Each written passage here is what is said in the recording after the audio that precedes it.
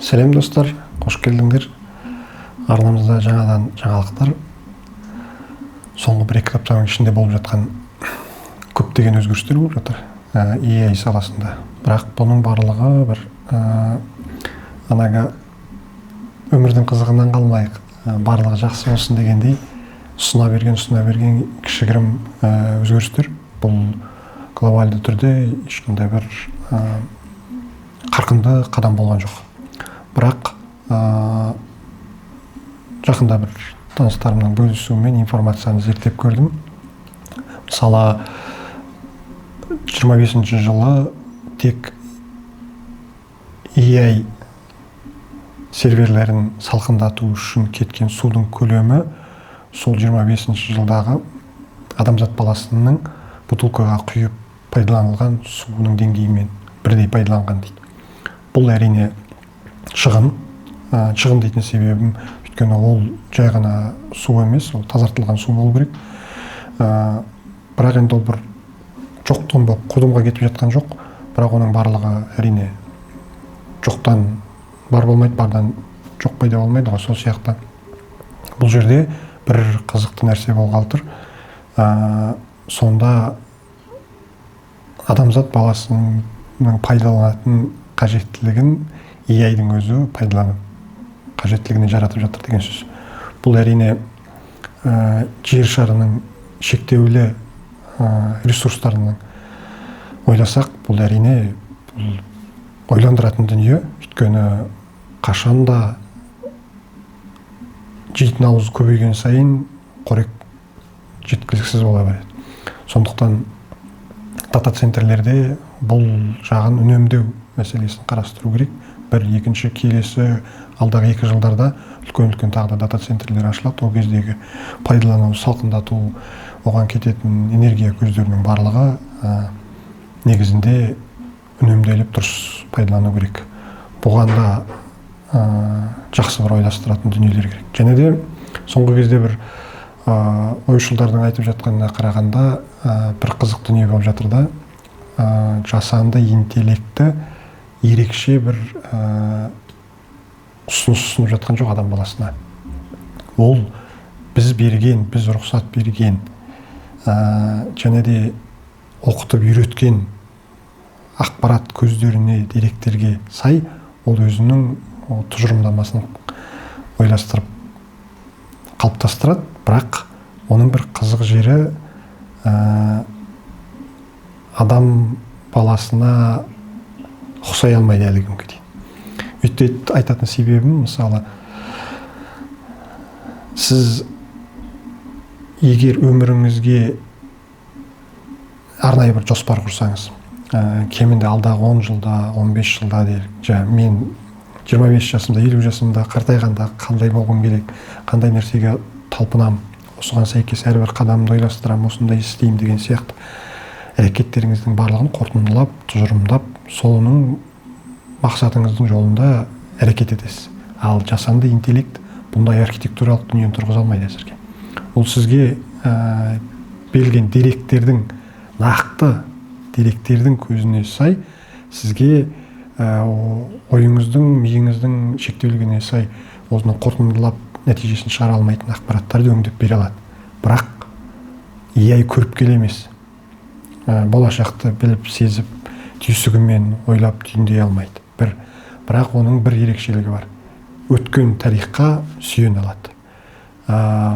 5-6 ғасырдағы бүкіл ақпараттарды жинап, егер тарихи болсын, бүкіл қаржылай болсын, әртүрлі апат салдары, адамдардың туған өлім, соғыс дейміз, қандай жетістіктерге жетті, қандай үлкен ойлар тұжырымдалып, осы дүниеге адам баласына пайдасын тигізе бастады дегеннің барлығын кіргізетін болсаңыз, ол соған үйреніп, болашақта сондай болуы мүмкін деген ұсыныс бере алады. Бірақ адамның миы да солай ғой. Бірақ адамның бір ерекшелігі, қанша дегенмен сезіммен бір құпиялы бір дүние бар, қанша дегенмен. Адам үміті соңында үзіледі адамның. Қанша дегенмен үмітін үзбейді. Ал техникада үміт деген нәрсе жоқ. Оны да ойлана кеткен дұрыс. Енді келесі бір жаңалықтар легі бұл қазіргі уақытта Perplexity мен Gemini гроктардың бір-бірімен қатар тайталасып келе жатқандағысы. Әрине ол жақсы, бәсекелестік болған жерде нәтижелі пайдалы өнімдер болады. Енді ол жерде де арнайы салада пайдаланушы адамдарға әрине жақсы, бұрын болмаған мүмкіндіктер пайда болады. Бұрын өздері шектеулі болып, оны өздері істей алмағандықтан сол мүмкіндікті ашып бергендіктен адамдар соны пайдалана бастайды. Біз көбінде бейнеде терминологиялар мен ғылыми салаға тереңдеп кетпейміз. Өйткені білмеймін, оны саланы білетін адамдар өздері ондай ақпаратты біледі. Жалпы халыққа түсінікті болып, өзіміздің деңгейлес үлкен буын, кіші буындардың түсіне алмай жүрген дүниелерін қазақи тілде бір бөліскім келеді. Сондықтан артық кем болып жатса, ойларыңызды айта отырыңыздар. Мен сіздерге соны зерттеп, түпкілікті жеткізуге тырысайын. Келесіде тағы да жоспарымда бар. Әрбір маман саласы екен, елдегі мысалы медицина, технология, энергетика, су саласы, әуе ғарыш, күнделікті өмір, сервис саласы деген сияқты. IT саласы, осыларға бір жеке-жеке тоқтап, бір жеке-жеке бейнелер болады. Соны айта кетейін дегем. Ал енді ары қарай жалғастыра берейік. Жаңалықтардың бір қызығы, елімізде қазір жасанды интеллектіге өте көп көңіл бөліп жатқанын білеміз. Қаражаттар бөлініп жатыр. Үлкен-үлкен 2 суперкомпьютер бар. Бірақ олар не үшін, қалай пайдаланып жатқанын көбінің сұрағы көп. Әрине өткендегі KZLM қайда пайдаланады, не үшін пайдаланады деген кезде ол әрине ChatGPT емес, ол оқытылып үйретілген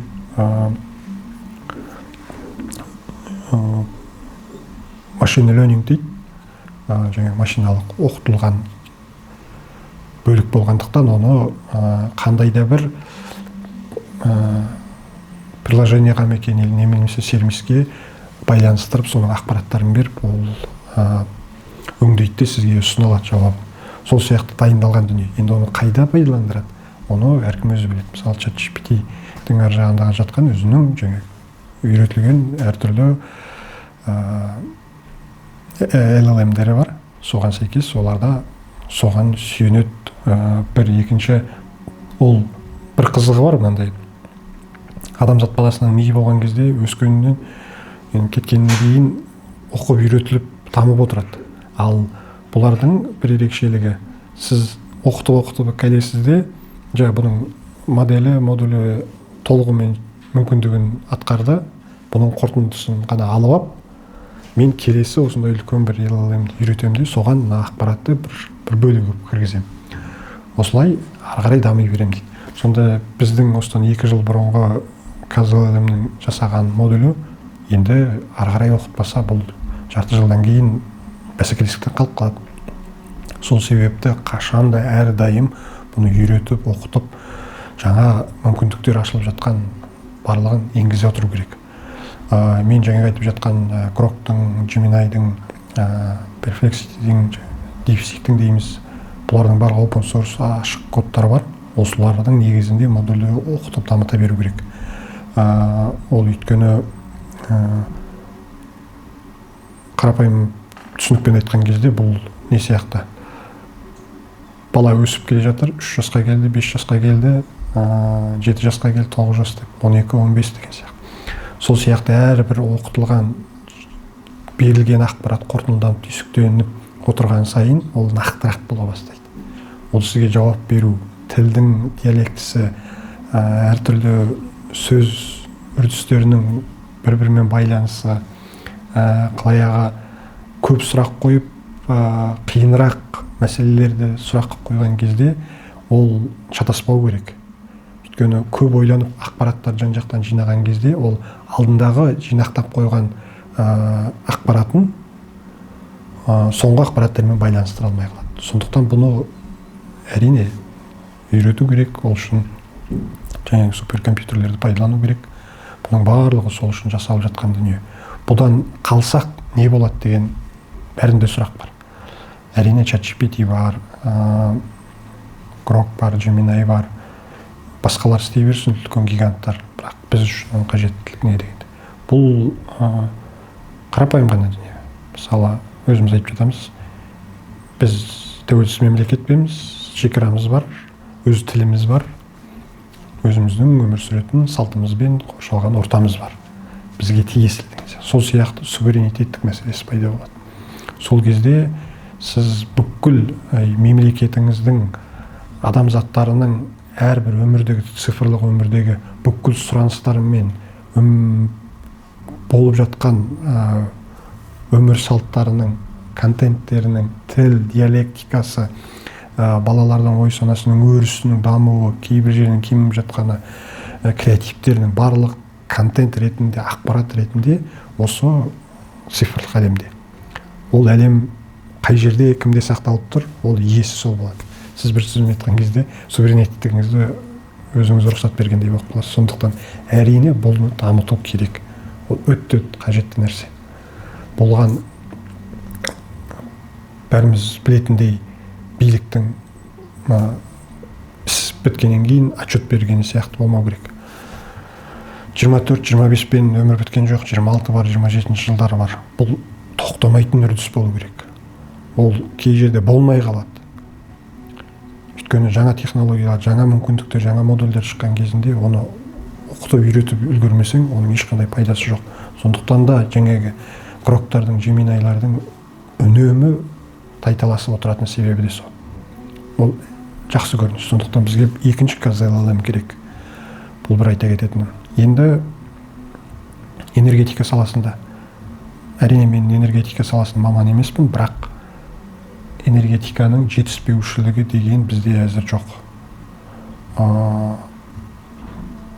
Бұл себебі бізде оптимизация жүргізілмеген. Бұрынғы ескі энергетика саласының барлық электростанциялар, одан кейінгі жету, одан кейінгі үнемдеу, осының барлығын тиесіліндей дұрысталынбаса, ол өндірген энергетика кете береді. Бізде үйренгендей үлкен байлықтың ішінде отырып, молынан өндіріп, ысырап қылдырып пайдаланған менталитеттегі халықты басқаша үйрету керек. Өйткені қазірге жоқ дегенде сыртынан қарап отырған кезде, мысалы, өндірген энергетиканың 20-30% тек ауаға кетіп жатуы да мүмкін.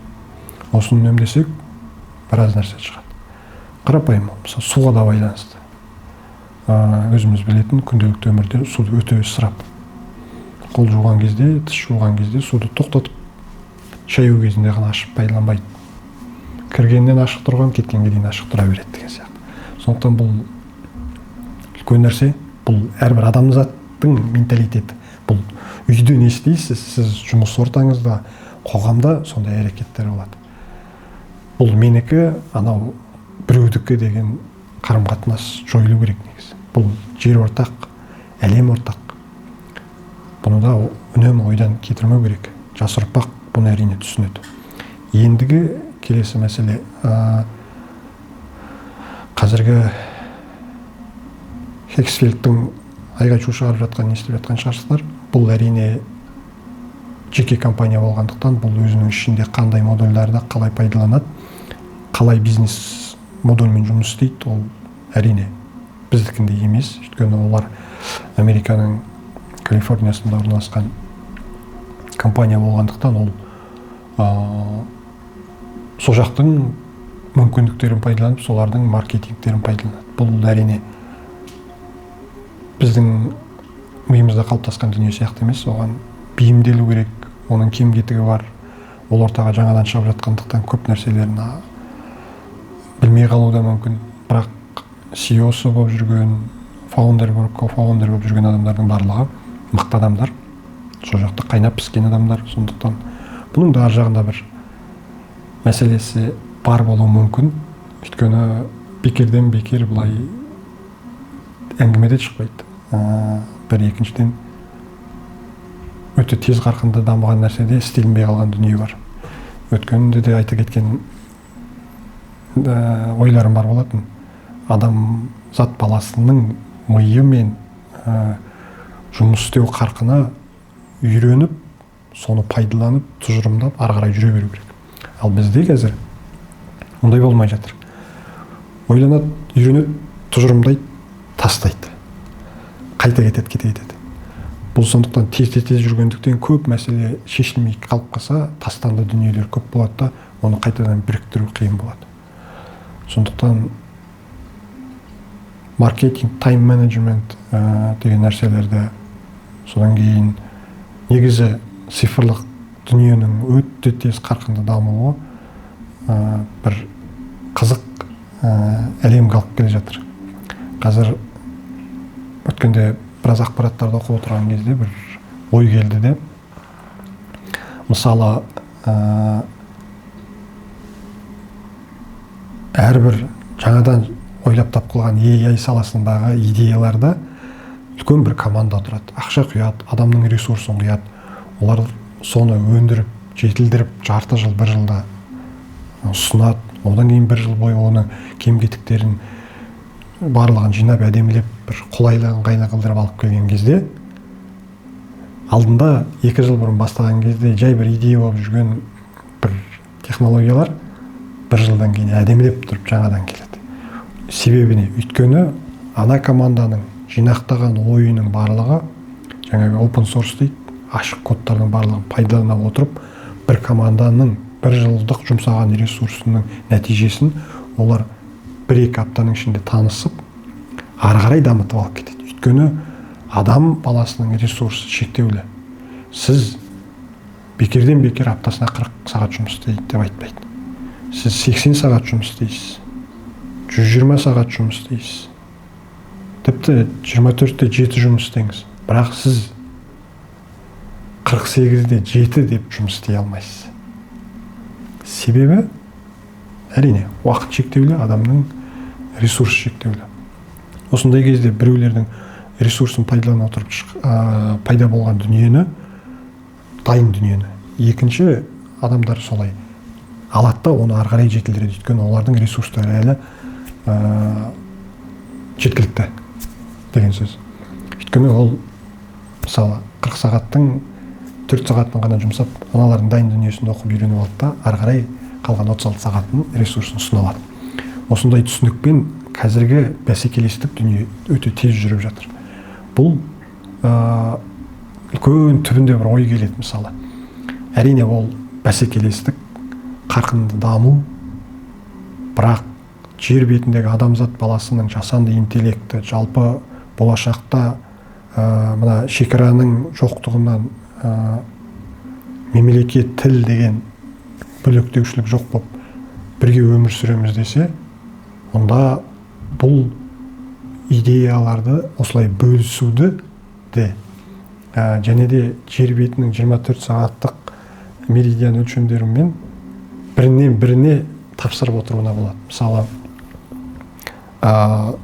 аутсорс компаниялар қызмет көрсететін, олар солай істейді. Мысалы, Индияда сағат таңғы 5 болса, мысалы, Калифорнияда кешкі 8-9 деп қалар.